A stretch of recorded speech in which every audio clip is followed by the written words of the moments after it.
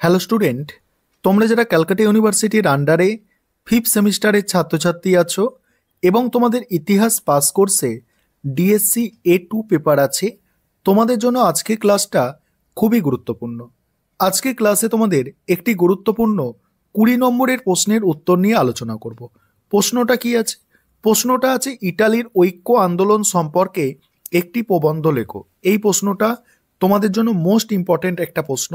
এই প্রশ্নের উত্তরটা কিভাবে তোমরা গুছিয়ে লিখবে সেটা তোমরা বুঝে নাও। প্রথমেই কি করতে হবে তোমাদের, দেখো, প্রথমেই একটা ইন্ট্রোডাকশন অর্থাৎ ভূমিকা লিখতে হবে।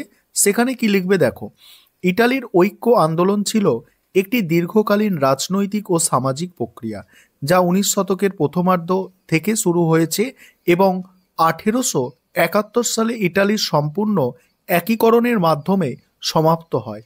এই আন্দোলনটির মূল লক্ষ্য ছিল একক এবং স্বাধীন ইটালি গঠনের মাধ্যমে ছোট ছোট রাজ্য ও বিদেশি শাসনের অপসারণ। আন্দোলনের নায়ক হিসাবে সামনে আসেন তিনজন গুরুত্বপূর্ণ নেতা। তাদের নাম দেখো, মাৎসিনি, তারপরে ক্যাভেরু এবং গ্যারিবল্ডি। তাদের দৃষ্টিভঙ্গি ও কাজের মাধ্যমে ইটালি তার রাজনৈতিক ঐক্য অর্জন করে। প্রথমে মাৎসিনির ভূমিকা।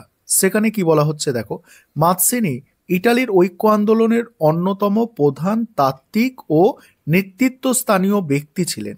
মাৎসিনি বিশ্বাস করতেন যে একটি জাতীয় রাষ্ট্রের ধারণা শুধুমাত্র রাজনৈতিকভাবে নয়, বরং নৈতিক ও সামাজিক স্তরেও গঠন করা প্রয়োজন। তিনি ইটালির জনগণের জন্য স্বাধীন ও গণতন্ত্রের আদর্শে আস্থাশীল ছিলেন এবং তার নেতৃত্বে ইয়ং ইটালি নামে একটি গোপন সংগঠন গঠন করে। মাৎসিনির আদর্শ ছিল ইটালির জনগণের জন্য গণতান্ত্রিক ও রিপাবলিকান সরকার স্থাপন করা। তিনি বিদেশি শক্তির হস্তক্ষেপের বিরুদ্ধে কঠোর অবস্থান নেন এবং শুধুমাত্র জনগণের ইচ্ছার মাধ্যমে ইটালির ঐক্য সম্ভব বলে মনে করতেন। মাৎসিনি যুক্তি দেন ইটালির বিভিন্ন ছোট রাজ্যগুলিকে একত্রিত করে একক রাষ্ট্রে পরিণত করতে হলে জনগণের মধ্যে জাতীয়তাবাদী চেতনা গড়ে তুলতে হবে।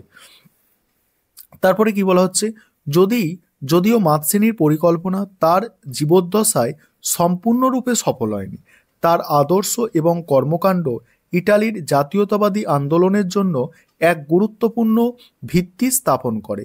তিনি জনগণের মধ্যে দেশপ্রেম, একীকরণের প্রয়োজনীয়তার বার্তা ছড়িয়ে দিতে সক্ষম হন। তারপর ক্যাভেরুর ভূমিকা। কাউন্ট ক্যামিলো ডি ক্যাভেরু ছিলেন পিডমন্ট সার্দিনিয়ার প্রধানমন্ত্রী এবং ইটালির ঐক্য আন্দোলনের রাজনৈতিক ও কূটনৈতিক নেতা। ক্যাভেরু ছিলেন একজন দক্ষ কূটনীতিক যিনি বাস্তবিক দৃষ্টিভঙ্গিতে বিশ্বাস করতেন এবং ইটালির একীকরণের জন্য কূটনৈতিক ও সামরিক পদক্ষেপ গ্রহণ করেন। তিনি মনে করতেন যে ইটালির ঐক্য অর্জন করতে হলে প্রথমে বিদেশি শক্তির প্রভাব, বিশেষ করে অস্ট্রিয়ার দখল থেকে মুক্তি পাওয়া প্রয়োজন। তারপর দেখো, ক্যাভেরু তার কূটনৈতিক প্রজ্ঞার মাধ্যমে ফ্রান্সের সমর্থন লাভ করেন এবং পিডমন্টের শক্তি বৃদ্ধির জন্য অর্থনৈতিক সংস্কার করে। তিনি 1859 সালে ফ্রান্স অস্ট্রেলিয়া যুদ্ধের সময় ফ্রান্সের সমর্থনে অস্ট্রিয়ার বিরুদ্ধে লড়াই করেন এবং লাম্বার্ডি দখল করে। এর ফলে পিডমন্ট সার্দিনিয়ার ক্ষমতা বৃদ্ধি পায় এবং ইটালি অন্যান্য রাজ্যগুলো একত্রিত হতে শুরু করে। ক্যাভেরুর অবদান শুধু সামরিক বা কূটনৈতিক নয়, তার নেতৃত্বে ইটালির অর্থনৈতিক এবং প্রশাসনিক কাঠামো উন্নত হয়, যা একটি স্বাধীন একক রাষ্ট্রের ভিত্তি গড়ে তোলে।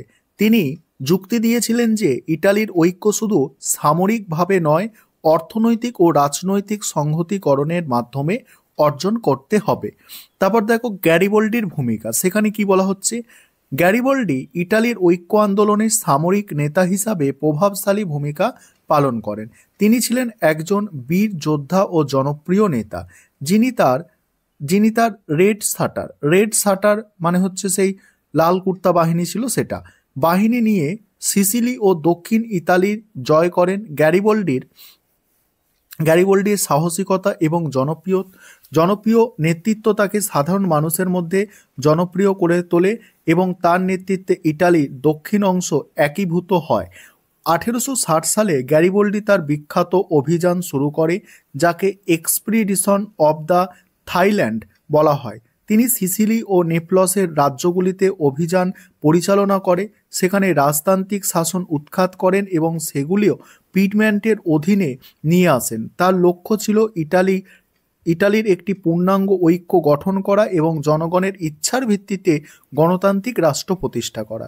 যদিও গ্যারিবল্ডি রিপাবলিকান আদর্শে বিশ্বাসী ছিলেন, তিনি ক্যাভেরুর সাথে ঐক্যমতে আসেন এবং ইটালির রাজা ভিক্টর ইমানুয়েলকে ইতালির রাজা হিসাবে স্বীকৃতি দেন। গ্যারিবল্ডির সামরিক অভিযানের ফলে ইটালি একীভূত প্রক্রিয়া দ্রুত সম্পন্ন হয় এবং তিনি ঐক্য আন্দোলনের একজন বীর হিসাবে পরিচিত হন। উপসংহারে কি বলা হচ্ছে দেখো, মাৎসিনি, ক্যাভেরু এবং গ্যারিবল্ডি তিনজনই ইটালির ঐক্য আন্দোলনে ভিন্ন ভিন্ন ভূমিকা পালন করেন, কিন্তু তার অভিন্ন লক্ষ্য ছিল একটি স্বাধীন এবং একক ইটালি গঠন। মাৎসিনি জনগণের মধ্যে জাতীয়তাবাদের চেতনা জাগিয়ে তোলে। ক্যাভেরু এবং তার কূটনৈতিক ও রাজনৈতিক দক্ষতার মাধ্যমে আন্দোলনকে সফল করার পথে এগিয়ে নেন এবং গ্যারিবল্ডি তার সামরিক শক্তি দিয়ে ইতালির দক্ষিণ অংশকে একত্রিত করে। তাদের সম্মিলিত প্রচেষ্টার ফলে 1871 সালে ইতালির রাজনৈতিক ঐক্য অর্জিত হয় এবং রোমকে ইটালির রাজধানী হিসাবে ঘোষণা করা হয়। ইটালির ঐক্য আন্দোলন শুধু একটি জাতীয় সংগ্রাম নয়, বরং এটি ইউরোপের জাতীয়তাবাদী আন্দোলনের একটি গুরুত্বপূর্ণ অংশ ছিল। এটি প্রমাণ করে যে একটি জাতি তার রাজনৈতিক স্বাধীনতা ও জাতীয় ঐক্য অর্জনের জন্য কিভাবে সংগ্রাম করতে পারে। এই ছিল তোমাদের একটি গুরুত্বপূর্ণ 20 নম্বরের প্রশ্নের উত্তর। এই প্রশ্নটা তোমরা অতি অবশ্যই ভালো করে তৈরি করার চেষ্টা করো।